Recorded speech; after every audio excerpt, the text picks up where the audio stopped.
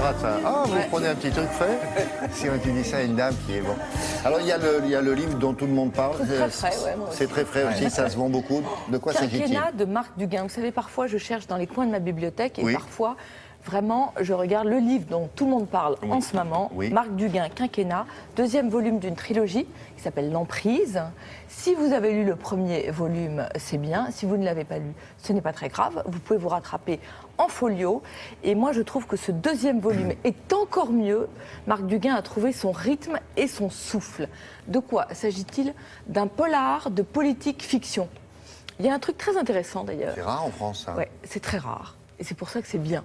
Est-ce que vous connaissez la série House of Cards? Bien sûr. Eh bien, c'est un House of Cards français. Ouais. Qu'est-ce qui fait Kevin Spacey? Ah ben justement, Marc Duguin est en train d'adapter la série après pour Arte. Et là, il va y avoir un casting absolument magnifique. Ce qui est intéressant, c'est que les séries de polar de la télé, elles ont tué quasiment le cinéma. Vous avez presque plus aujourd'hui de polar. Mais en revanche, elles ont enrichi, je trouve, le polar, le roman policier.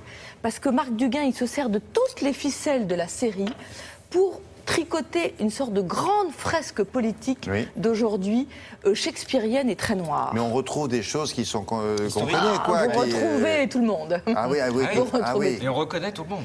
Tu reconnais tout le monde, mais en même temps, il enrichit, il détourne, il mélange plusieurs caractères en un personnage, et c'est ça qui est absolument vertigineux. En gros, c'est la lutte fratricide entre deux hommes du même camp, Launay et Lubiac. Dans le premier tome, L'Emprise, les deux hommes avaient passé un pacte. Launay avait dit « Ok, j'y vais, je vais me présenter à la présidence de la République, mais je ne resterai qu'un seul mandat. Dans Quinquennat, Launay est élu et la première chose qu'il va faire, c'est comment faire pour ne pas respecter ma promesse et pour rester donc de quinquennat, évidemment. Au-delà de la lutte entre ces deux hommes, c'est une peinture de la classe politique d'aujourd'hui extraordinaire. Alors pas très réjouissante, hein, vous avez un peu envie de déchirer votre carte d'électeur, parce que c'est une sorte de jeu de chaises musicales entre des hommes qui sont mus par leurs seuls intérêts. Bon, ça fait penser évidemment à beaucoup de choses qu'on connaît. Je trouve qu'au-delà de la série, il y a un côté très fresque du 19e siècle. On est à la fois un peu chez Balzac, un peu dans le mystère de Paris. Vous avez plein de personnages, vous avez aussi bien le journaliste vertueux dont la recherche de la vérité est véritablement une sorte de religion. Vous avez une peinture des services secrets absolument géniale. Ah oui? Ah oui, très intéressante. Il n'a pas été un peu là-dedans, Duguin, non? Jamais? Écoutez, je sais pas, Marc Duguin, si vous nous écoutez, est-ce que vous avez été... Un ancien de la DGSE? Je pense pas. Je pense que... Dans ses activités diplomatiques, il n'a jamais côtoyé... Non, c'était un homme d'affaires, Marc Duguin. Ah bon? C'est un parcours très atypique dans les romanciers français. Et justement, le fait qu'il vienne du monde des affaires, ça lui donne un regard, je trouve, très différent des autres romanciers.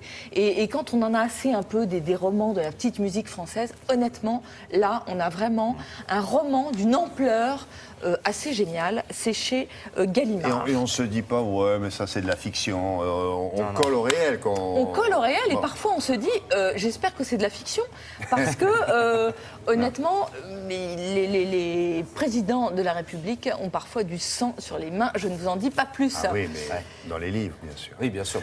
Qu'est-ce qu'on a d'autre? Pour rigoler un petit peu, les brèves de prétoire. Moi, je connaissais les mots d'excuse des parents, les perles des élèves. Je ne connaissais pas les brèves de prétoire qui sont publiées par l'ami Chifflet.